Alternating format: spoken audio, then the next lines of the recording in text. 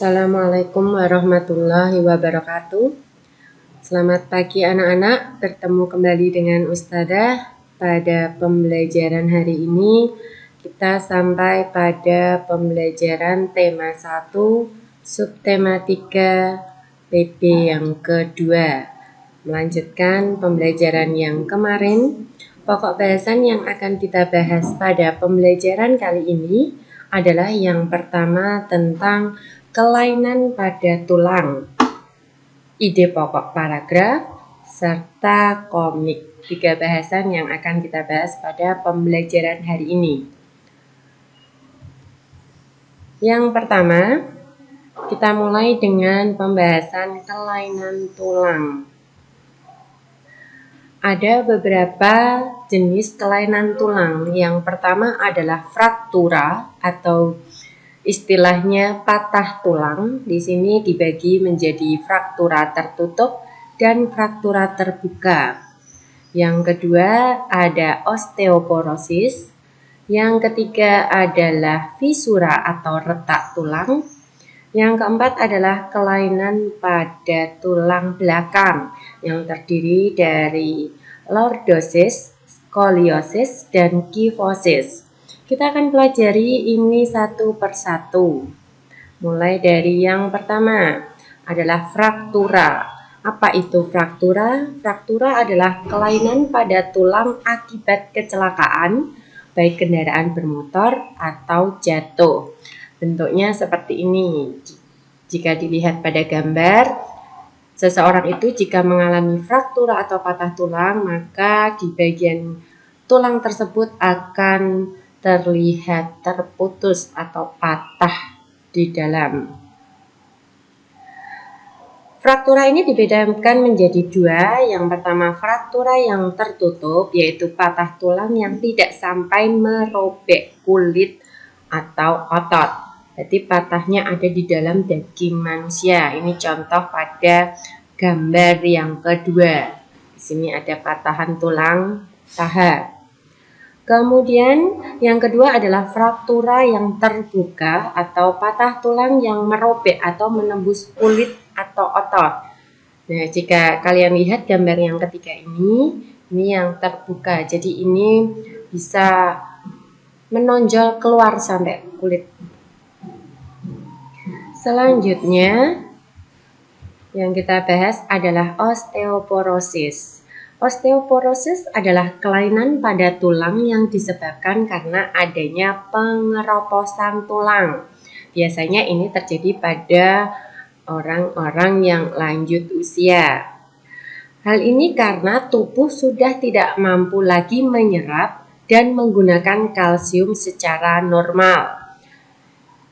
Bisa dilihat pada gambar, bentuk tulangnya seperti ini. Di dalam tulang itu strukturnya berubah. Jika terkena osteoporosis, maka akan berubah menjadi seperti itu.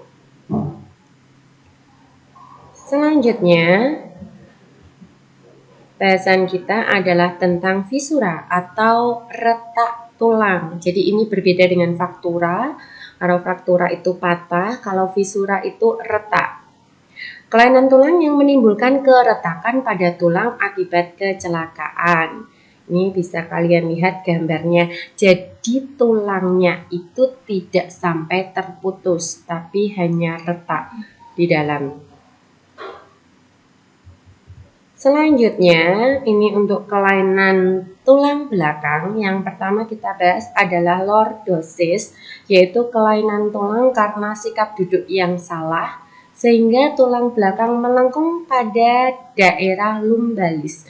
Ini melengkungnya ke depan. Hal ini akan mengakibatkan posisi kepala tertarik ke belakang. Jika kita amati, bentuk model orang yang terkena lordosis adalah seperti ini. Jadi melengkung ke depan, tulang belakangnya melengkung ke depan. Ini disebabkan karena kesalahan pada kebiasaan duduk. Selanjutnya adalah kelainan tulang belakang skoliosis. Nah, kalau dilihat di gambar ini bentuknya dia miring ke kiri ataupun ke kanan. Kelainan tulang karena sikap duduk yang salah sehingga tulang belakang melengkung ke arah samping. Ini bisa ke kiri ataupun ke kanan. Hal ini akan menyebabkan badan akan bengkok dan membentuk huruf S. Yang terakhir, kelainan tulang belakang adalah kyphosis. Bentuk modelnya seperti ini, membungkuk. Jadi dia melengkung ke belakang. Kelainan tulang karena sikap duduk membungkuk sehingga tulang belakang membengkok ke belakang. Nah, ini yang biasanya anak-anak sering lakukan kalau di sekolah maupun di rumah, membaca buku dengan menyandarkan sebagian badannya ke meja. Itu tidak bagus untuk kesehatan tulang belakang. Jadi harus dihindari kebiasaan duduk yang seperti itu. Biasakan untuk duduk dengan posisi tegak.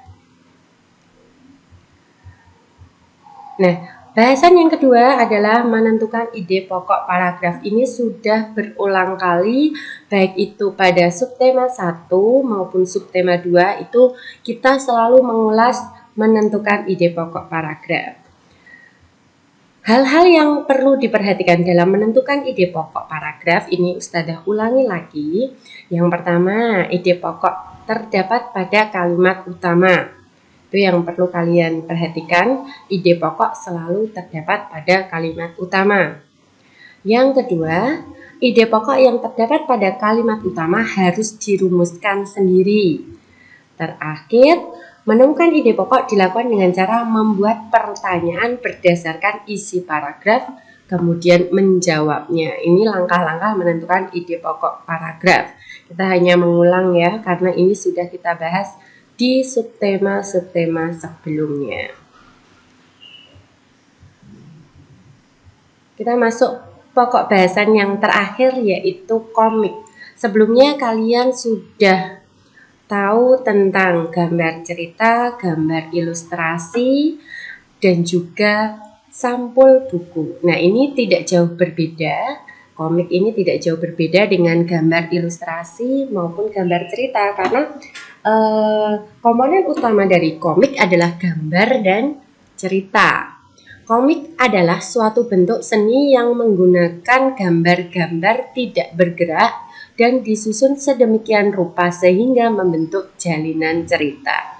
Artinya kita bisa menyimpulkan bahwa gambar cerita itu juga bisa kita analogikan dengan komik.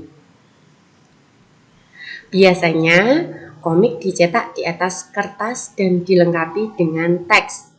Teks dalam komik berfungsi untuk menjelaskan, melengkapi, dan memperdalam penyampaian gambar secara keseluruhan. Teks atau kata-kata biasanya disajikan dalam gelembung-gelembung yang diserasikan dengan gambar. Baik, anak-anak, ini adalah contoh dari komik. Perhatikan, di sini ada 3 gambar. Dari ketiga gambar ini memiliki alur cerita. Selanjutnya yang gambar sebelah ini juga sama. Ini alur ceritanya ada. Nah, tugas kalian adalah buatlah sebuah komik seperti tadi contoh dengan memilih salah satu tema berikut. Jadi tidak ketiga-tiganya, tapi pilih salah satu dari ketiga tema berikut ini. Tema yang pertama yang bisa kalian pilih adalah sikap dan posisi membaca yang benar. Tema yang kedua, proses pembuatan gerabah. Yang ketiga, berolahraga. Silahkan pilih salah satu dan buatlah komiknya.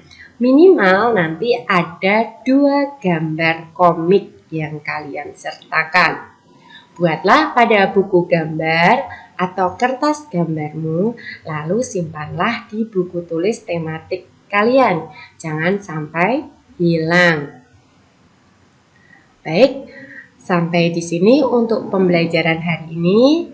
Kita bertemu kembali pada pembelajaran selanjutnya. Ustadzah akhiri. Wassalamualaikum warahmatullahi wabarakatuh.